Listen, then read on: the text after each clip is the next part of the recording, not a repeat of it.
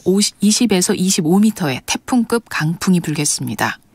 그 밖의 지역에서도 순간 최대 풍속 초속 15m 안팎의 돌풍이 부는 곳이 있어서 산불 등 화재 예방에 각별히 주의해야 합니다.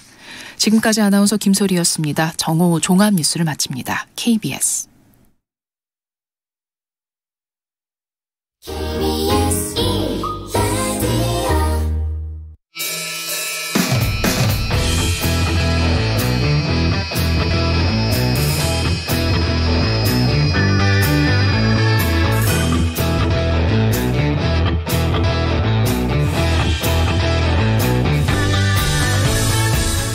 주말 시사의 중심, 정관용의 시사본부.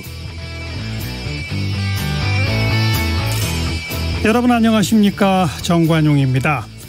6.1 지방선거에 이 대선 주자 출신, 당대표 출신, 또 다선 중진 의원 등 이른바 거물들이 줄줄이 출사표를 던지고 있죠. 그러다 보니까 이번 지방선거 대선의 연장선, 대선급 선거가 될 것이다, 이런 말이 많고요. 윤석열 당선인과 이재명 고문의 영향력에도 이목이 쏠리는 분위기입니다. 지방선거는 원칙대로 하자면 말 그대로 지방을 아주 잘 알고 그 지역을 위해 일할 일꾼을 뽑는 선거인데, 승리를 위한 여야의 눈치 싸움만 격해지는 건 아닌지 걱정인데요. 오늘 1, 2부에 걸쳐서 지방선거에 대해서 다양한 관점으로 분석해 보도록 합니다. 정관용의 시사본부 토요일 순서 출발합니다. 먼저 도로공사 연결해서 고속도로 상황 알아보죠. 이지은 캐스터. 네, 길가의 꽃들이 화사하게 폈습니다. 오늘은 날씨까지 좋아서 나들이 가는 분들 많으실 텐데요. 그렇다 보니 지금 고속도로는 상당히 혼잡합니다. 한편 영동고속도로 인천 쪽으로는 반월터널 부근 갓길에서 사고 처리하면서 군포부터 5km 구간 밀리고요. 이후로는 교통량이 많아서 군포 부근에서 막혔다가 마성터널부터 양지터널 통과가 가장 어렵습니다. 더 가서는 강원권인 원주 부근에서도 5km 구간 밀립니다. 같은 강원 지역으로 가는 서울 양양선은 양양 쪽으로 강일과 서종 사이 지나기가 특히 불편하고요. 강원권 진입에서는 춘천 분기점과 홍천 휴게소 부근에서 각각 4km씩 밀립니다. 지금 가장 어려운 노선은 경부선입니다. 부산 쪽으로 총 50km가 넘는 정체가 이어지는데요. 특히 기흥 동탄부터 남사까지 지나기가 어렵고요. 충청권에서는 북천안부터 천안 휴게소까지 한 번에 30km에 가까운 정체가 살펴집니다.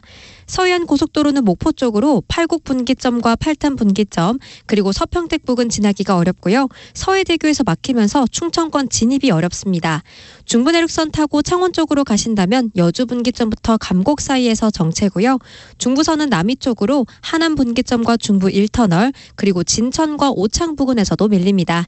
지금까지 한국도로공사 교통센터 이지은이었습니다.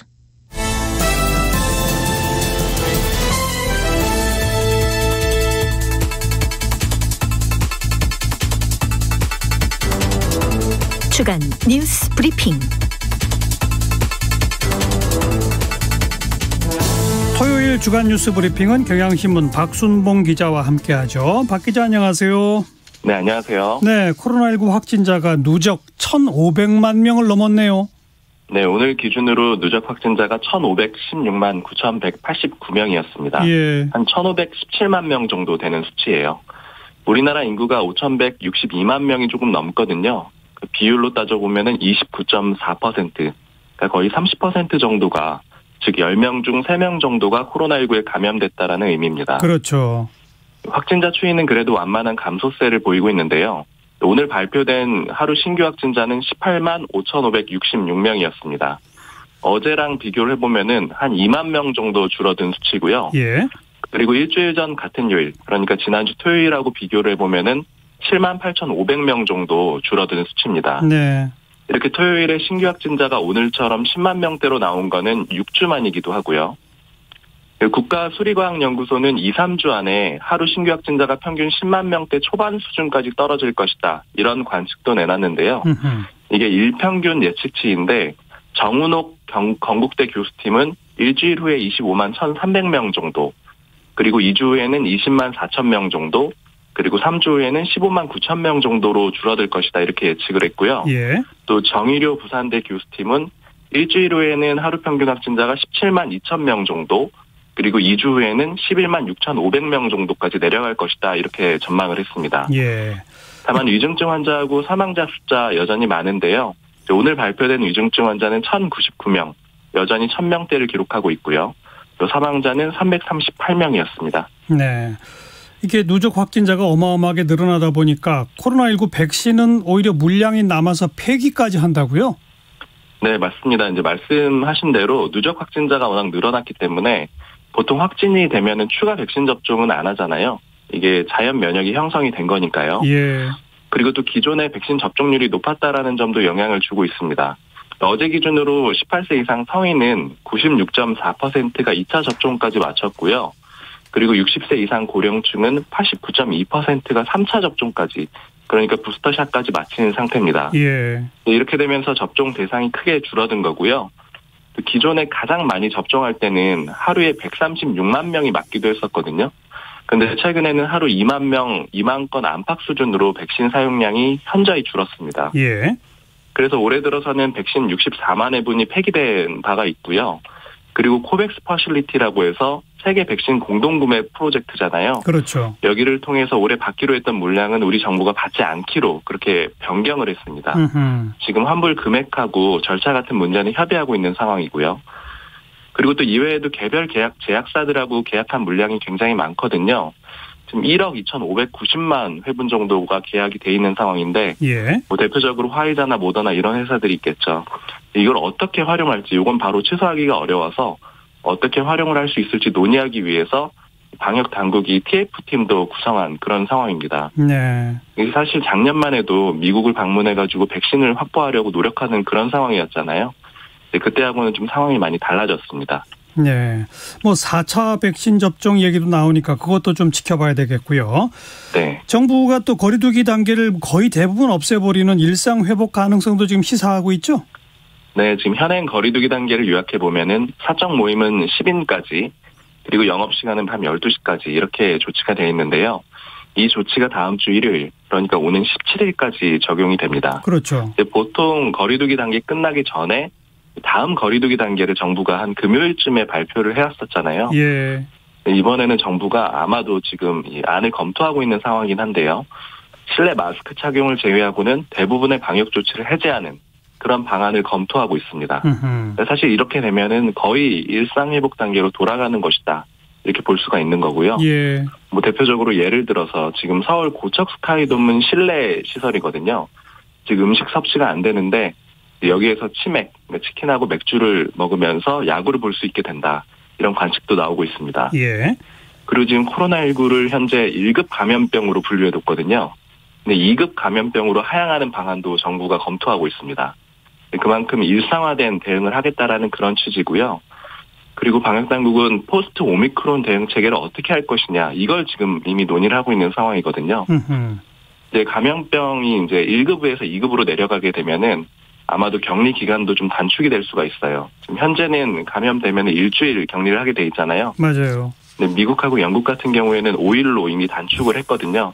비슷하게 좀 줄어들 수가 있고요.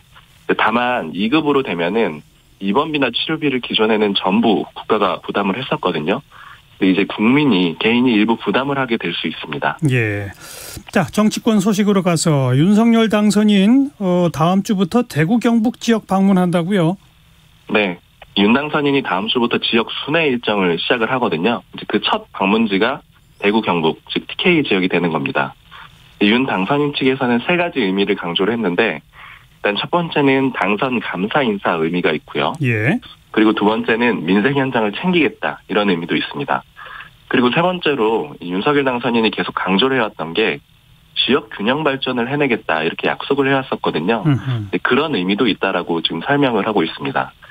배현진 당선인 대변인이 어제 브리핑을 했는데, 일단 첫 번째 지역이 대구 경북이다. 그리고 1박 2일로 방문할 것이다. 나머지 지역들은 순차적으로 갈 것이다라고 설명을 했습니다. 예. 그리고 배현진 대변인 설명으로는 이게 후보 시절 약속을 지키는 것이고, 새 정부의 국정과제로 지역 균형 발전을 추진하겠다라는 그런 의미라고 다시 강조를 했는데요. 지금 인수위 안에도 지역균형 발전 특별위원회를 운영을 하고 있거든요. 예. 이런 점들을 또 재차 강조를 하는 겁니다. 또 지방선거도 다가오는 것도 영향을 미치겠죠. 맞습니다. 예. 그리고 첫 방문 지역이 TK이다 보니까 이 박근혜 전 대통령하고 만날지 이런 것도 좀 주목을 받고 있거든요. 그러네요. 박근혜 전 대통령은 작년 12월에 사면이 됐고 또 서울 삼성병원에 그 이후에 입원해 있다가 지난달 24일에 퇴원을 했습니다. 이후에 대구 자택에서 머물고 있어요.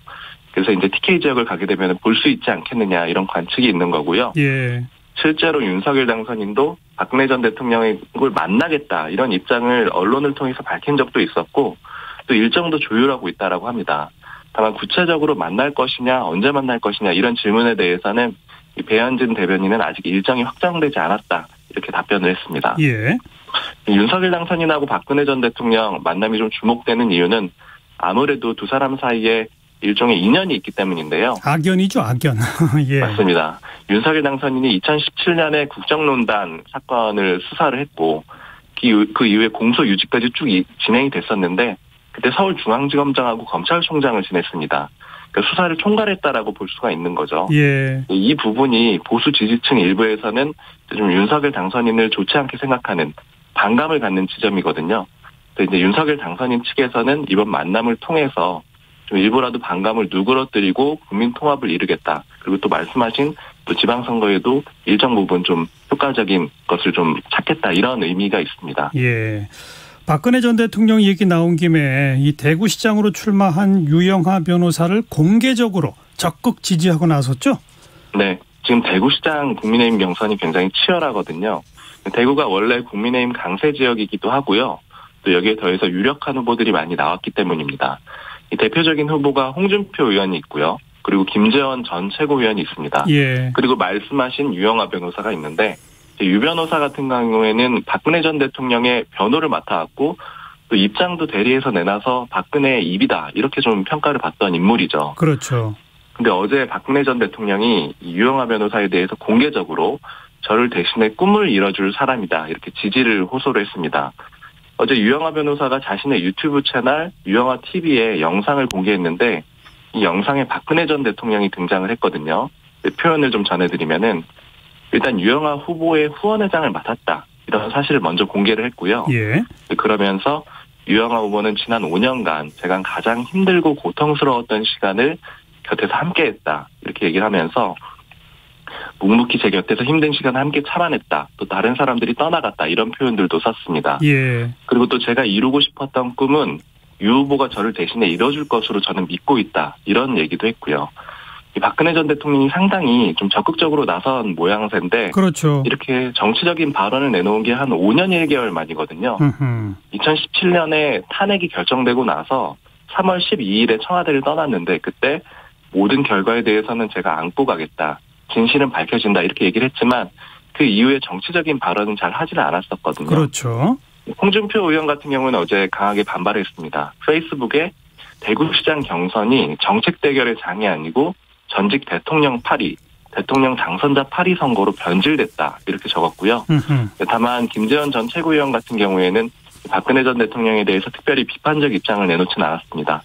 김재원 전 최고위원 같은 경우에는 박근혜 정부에서 일한 바도 있고요. 정부 수석으로 그렇죠. 일했었고요. 또 친박계로 분류되는 인물이기도 합니다. 네.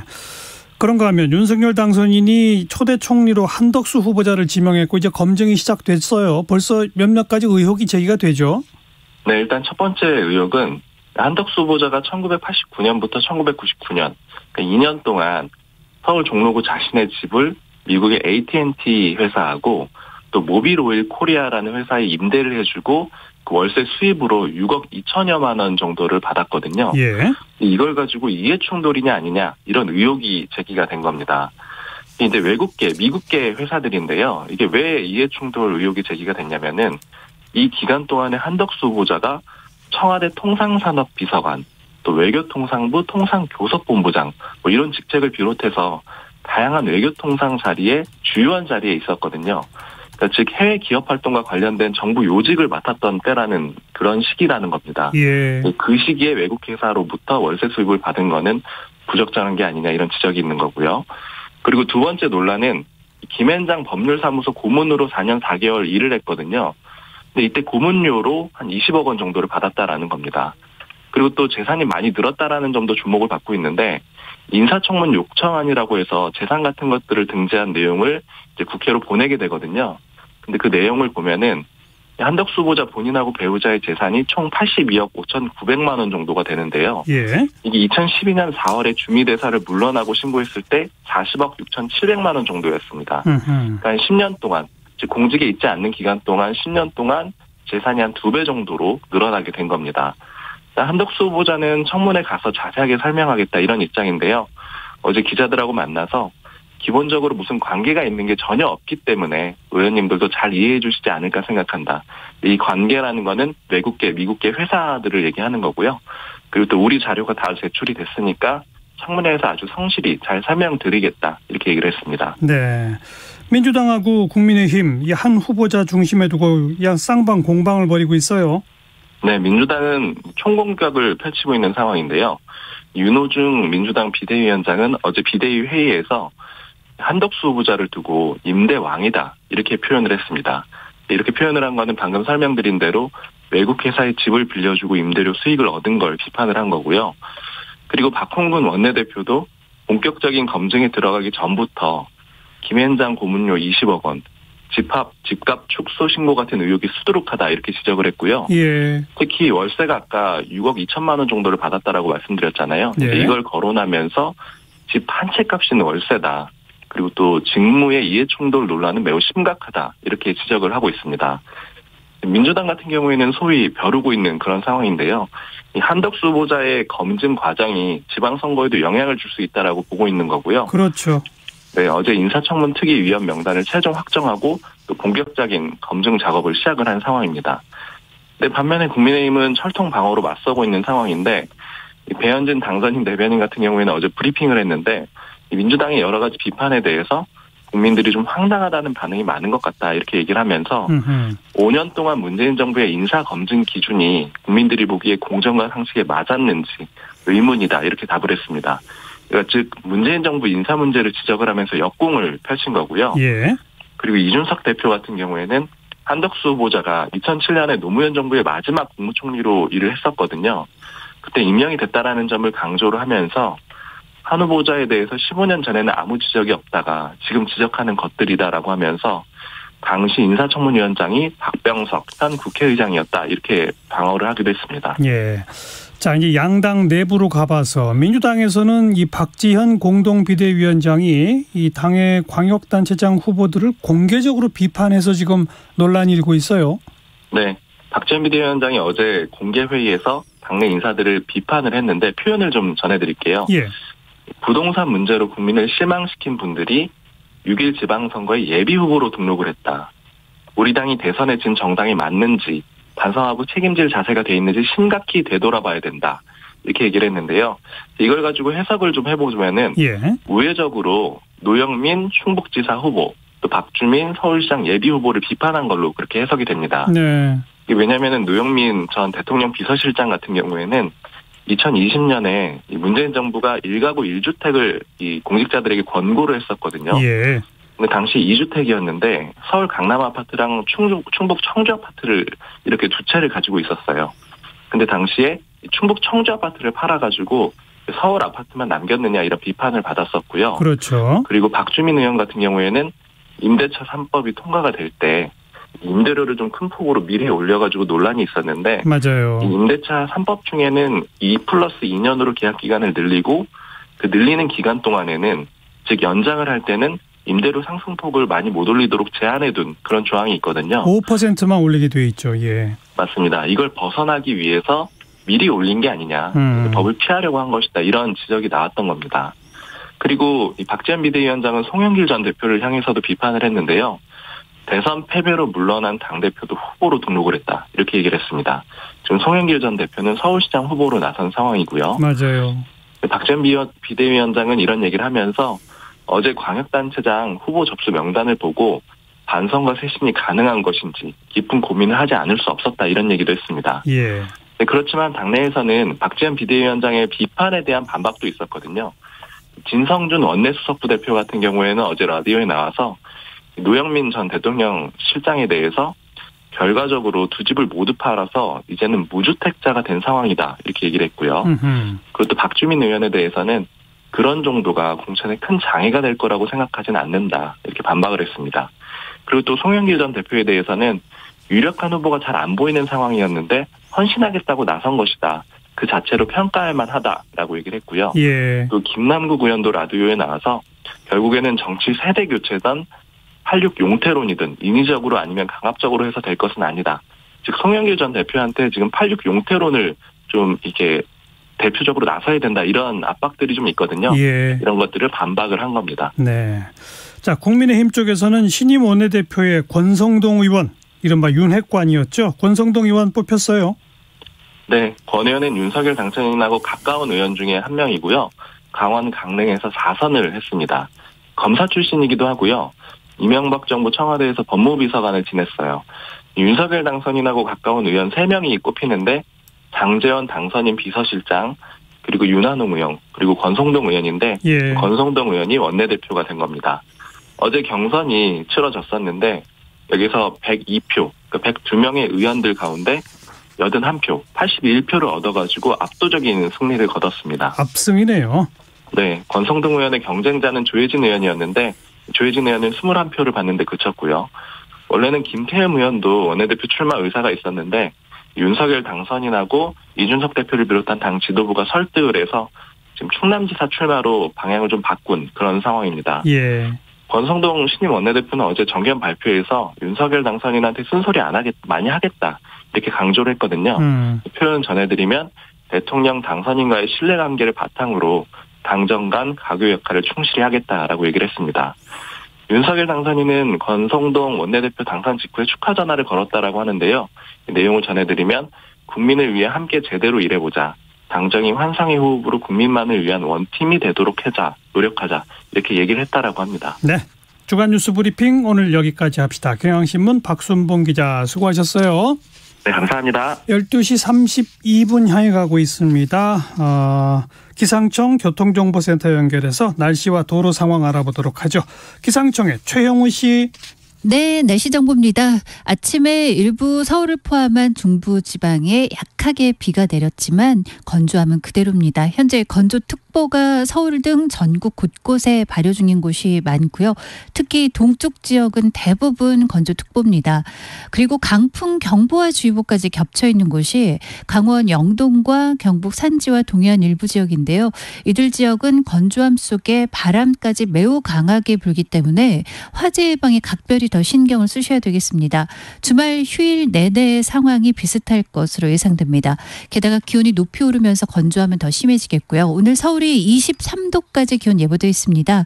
또 대전과 광주 26도 더운 지역이 되겠고 대구 27, 강릉이 29도로 오늘과 내일까지의 기온이 같고 이 지역은 다른 지역에 비해 더 덥겠습니다. 서울은 내일과 모레 오늘보다 기온이 1도 더 올라 24도의 낮 기온 유지하겠고요. 화요일까지 전국이 때이른 더위가 이어지다가 수요일 전국적으로 비가 좀 지나면서 평년 기온으로 되돌아올 전망입니다. 오늘 전국의 하늘이 맑겠고요. 내일은 남부와 제주 쪽으로만 차츰 구름량 늘겠습니다. 미세먼지 농도 상황은 내일까지 좋음에서 보통으로 무난하겠습니다. 지금 서울 기온은 21.8도까지 올랐습니다. 날씨 정보였습니다. 계속해서 이 시각 교통 상황입니다. KBS 교통정보센터의 오수미 씨가 정리해드립니다. 네, 이 시각 교통정보입니다. 전국으로 봄꽃이 물들면서 나들이 떠나시는 분들 많은 것 같습니다. 평소 주말 교통량 40만 대 이상 증가할 것으로 전망이 되고요. 또 이제 정오를 넘으면서 주말 정체 최대치를 나타내고 있는데요. 특히 충청 지역으로 정체가 더 두드러지면서 경부고속도로 부산 쪽 총 정체 50km 구간입니다. 이 중에서도 북천안에서 천안휴게소까지 총 정체의 반 이상을 차지하면서 많이 밀리고 있습니다. 천안 논산간 고속도로 천안 방향으로는 차량터널에서 버스 관련한 사고도 발생했는데요. 여파로 정체입니다. 반대 논산 쪽으로는 남풍새를 지나 차량터널까지와 정안 휴게소 일대에서 각각 교통량이 많아서 속도가 안 납니다. 중부 고속도로 남이 쪽 하남에서 산곡 분기점까지와 중부 1터널에서 경기 광주까지 진입하기가 어렵고요. 또 호법에서 주춤합니다. 충청권으로 가서도 진천터널 부근과 오창을 지나 남이분기점까지 정체 꼬리가 길어져 있습니다. 지금까지 KBS 교통정보센터였습니다.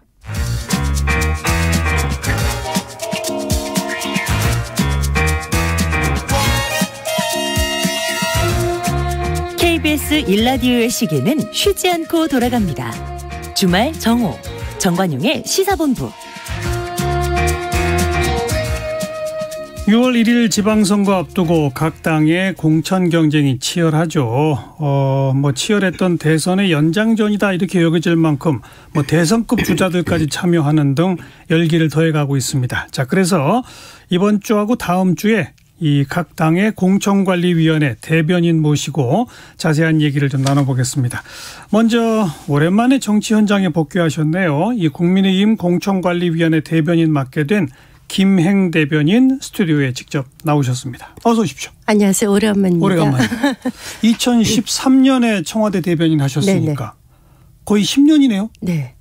그동안 뭐 하셨어요? 그동안 좀 언론사도 하고요. 또 요즘 이제 메타 캔버스라고 해서 메타버스 플랫폼도 만들고 있고 아무튼 뉴미디어 쪽에서 일을 하고 있어요. 그럼 정치랑은 전혀 무관하게 그렇게 세월을 네. 보내신 건데. 저는 외부 인사로 들어왔어요. 아, 요번에? 네네. 대변인? 네네. 아, 외부. 원래 그 공관이 구성을 할 때 내부 인사, 외부 인사의 비율이 있고요. 그렇죠. 또 청년과 여성 할당목도 있고요. 맞아요. 왜냐하면 내부 인사끼리만 하면 짬짬이 공천 또 외부의 시각이 전혀 반영되지 않으니까 저는 외부 인사 목입니다. 외부 인사 몫으로 공천관리위원회 위원 가운데 한 분으로 오신 거고 네. 오신 김에 이제 대변인 그렇죠. 특장점을 살려서 대변인을 맡았다. 그렇죠. 그거로군요. 네네. 정치권에 복귀하신 복귀한 거 아니에요. 자원봉사예요. 자원봉사로 공천관리만 좀 도와준다. 네. 아, 그런 뜻이로군요. 전 혹시 공천관리위원 하시고 다음 총선에 또 나가시고 막 이럴 거 아니에요. 자원봉사예요. 50일 자원봉사. 알겠습니다. 자, 그럼 외부 초빙으로 공천관리위원이 되셨으니까 그리고 게다가 대변인 맡으셨으니까 네. 이번 6일 지방선거의 성격과 의미를 국민의힘은 이렇게 규정하고 있다.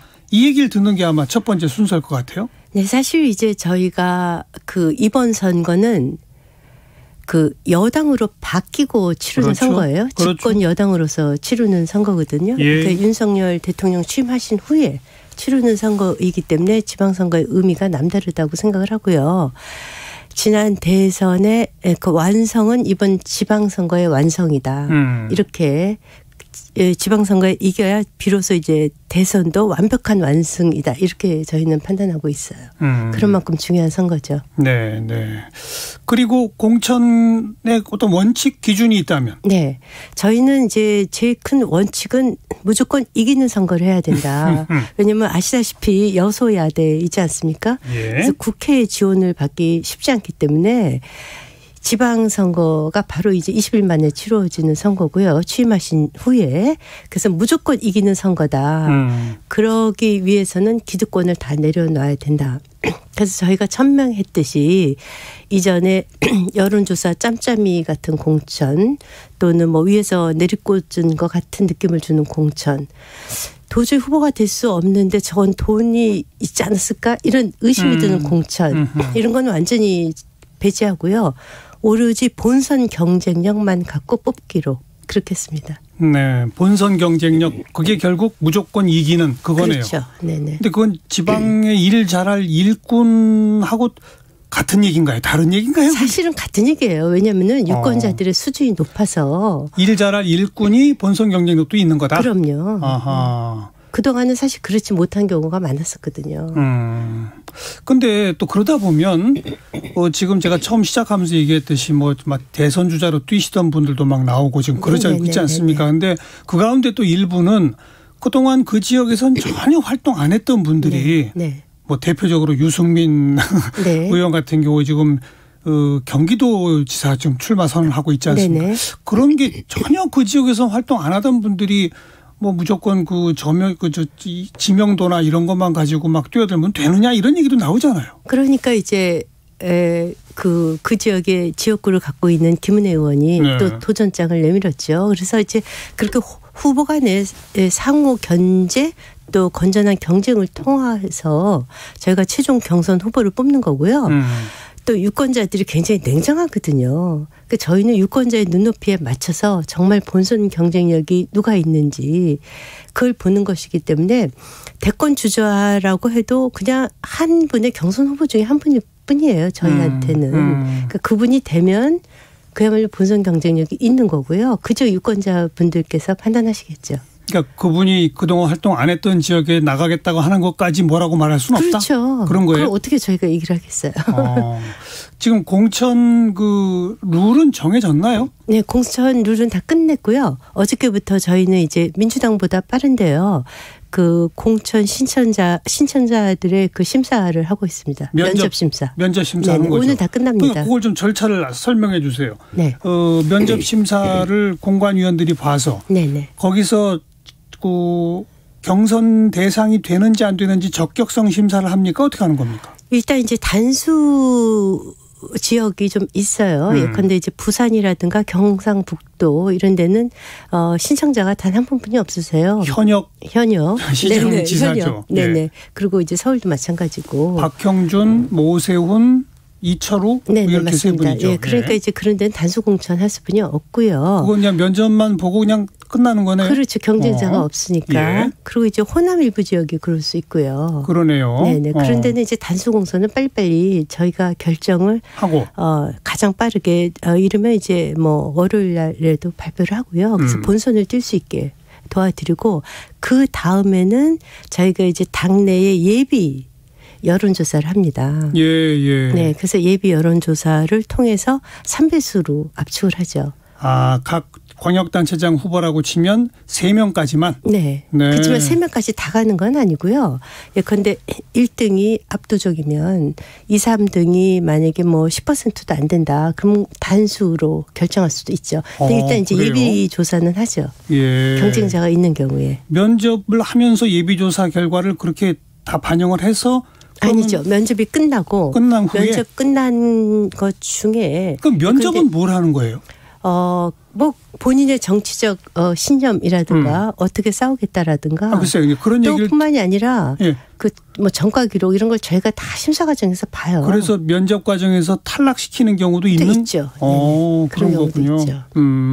그렇게 해서 뭐 3배수 내지는 뭐 더 적어질 수도 있다 이 말씀인데. 그래서 일단 압축을 해서 경선 후보를 발표합니다. 그래서 경선 후보들이 현장에서 5일간의 그 선거 운동을 하고요.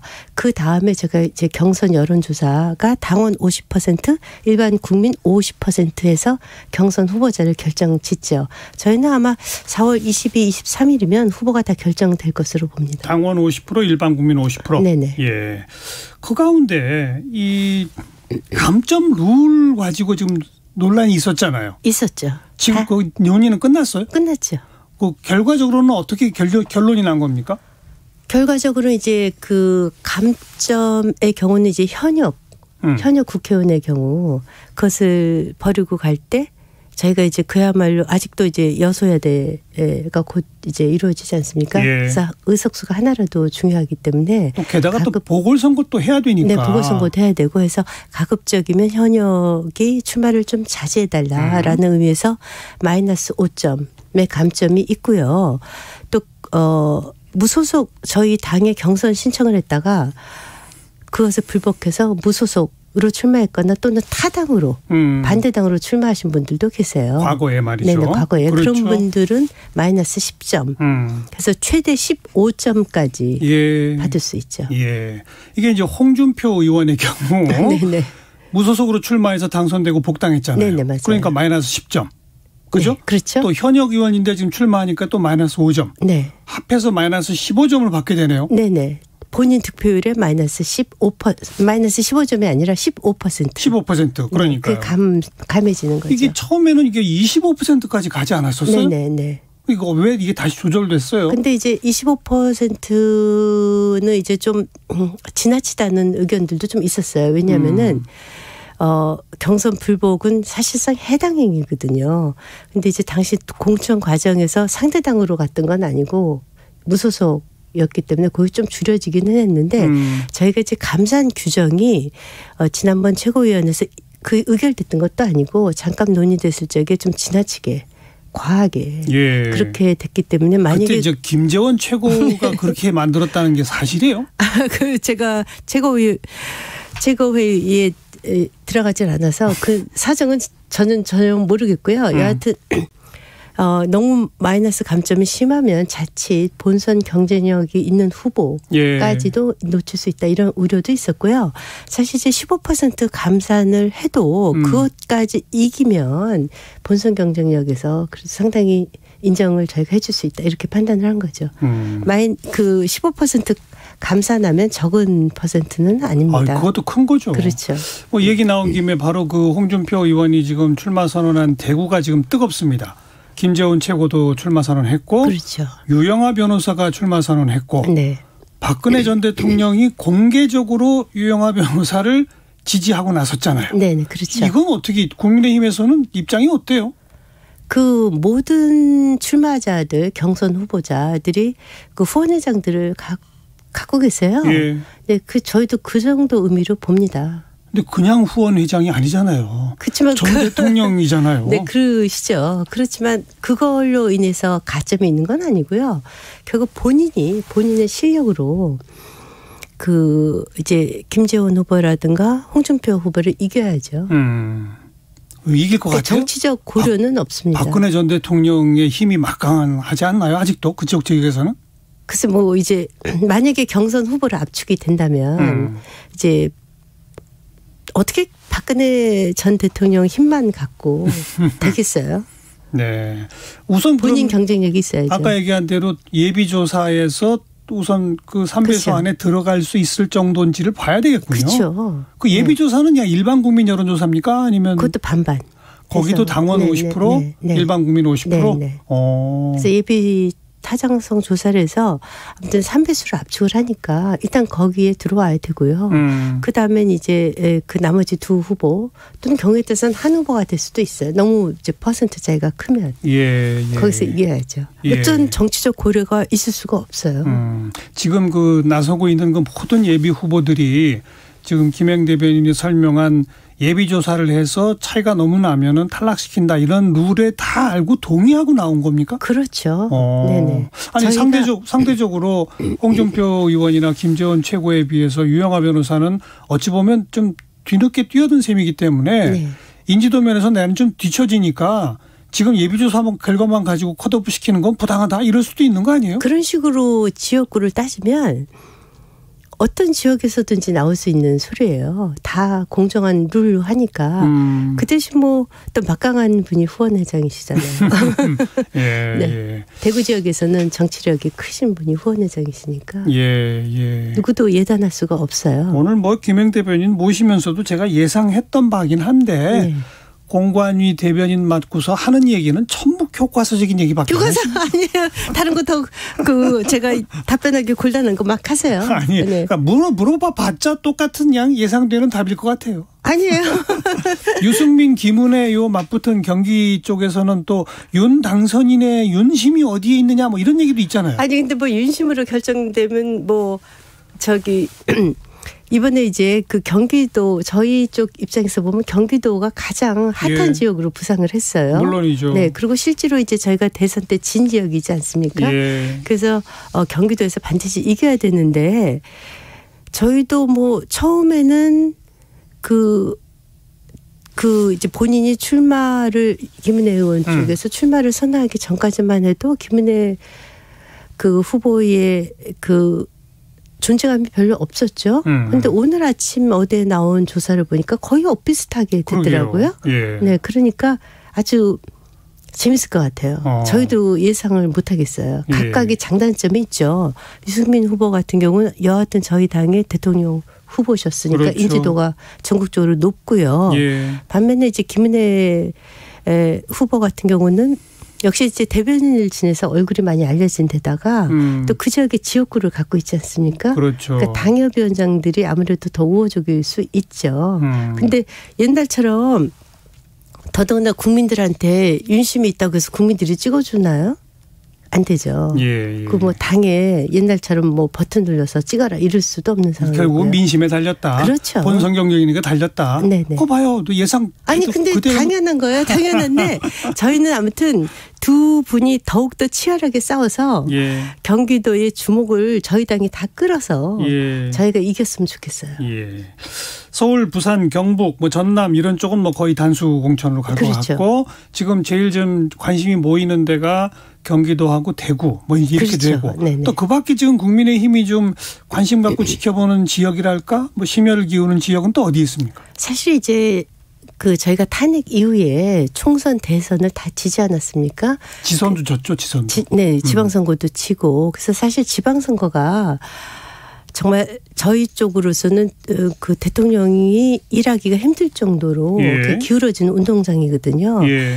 그래서 저희는 이제 충청도와 강원도 쪽은 좀 탈환할 수 있지 않을까 이렇게 희망을 하고 있습니다. 충청, 강원. 네, 충청이 이제 충청 남북, 대전까지. 대전, 세종 이렇게 4개가 있고요. 세종. 강원도 하나 있으니까 5개 지역이죠. 예. 그중에 저희가 또 몇 개 지역은 좀 희망적으로 보고 있어요. 아니 경기도는요? 경기도도 사실 이제 저희 쪽에서는 흥행몰이에 일단 성공했다고 생각을 해요. 유승민, 김은혜 구도가 생겨서. 네네. 그래서 이제 흥행이 굉장히 중요하지 않습니까? 그래서 언론의 주목도가 벌써부터 두 후보한테 쏘였다는 것은 저희한테는 굉장히 즐거운 그런 예. 형국이고요. 또 사실 이제 인천도 저희가 뺏겼지 않습니까?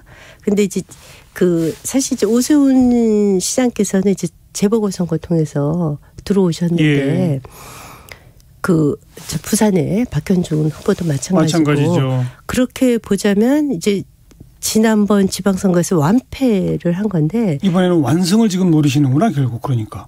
그래도 호남은 잘 모르겠어요. 아니 호남 빼고. 호남 빼고는 저희 희망사항입니다. 지금 서울, 부산은 이미 재보선으로 탈환했고, 네. 뭐 경기 지금 뭐 뜨거워지니까 재밌죠. 우리가 그렇고, 네네. 그다음 충청, 강원, 네. 뭐 대구, 인천. 경북, 대구, 경북, 경남은 뭐 싹 원래 그쪽이고, 네. 뭐 그럼 다 잡숫겠다는 건데. 저희 희망이에요. 그것도 예. 가능성도 있다고 봐요.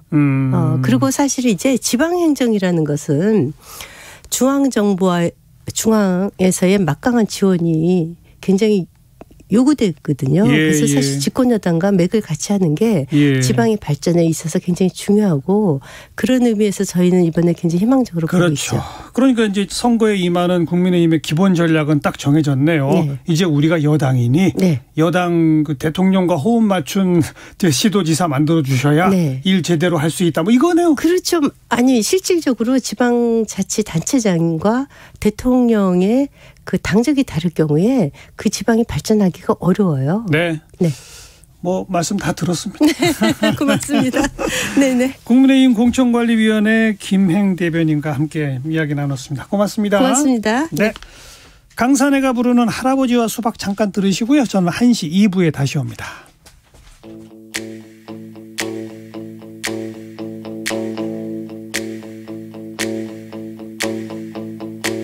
할아버지 그 하얀 수염 쓰다 무시면 되나 이웃 복덕방에 내기 장기 들어 나가셨지